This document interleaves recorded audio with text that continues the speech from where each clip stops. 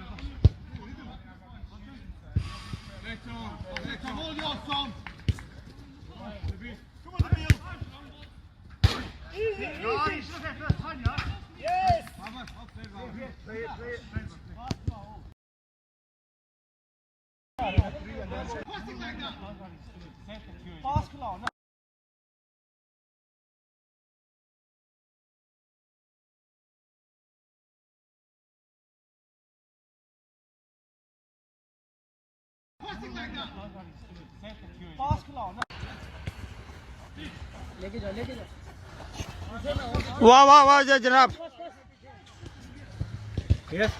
आगे चलो, आगे चलो, जाओ आगे जाओ।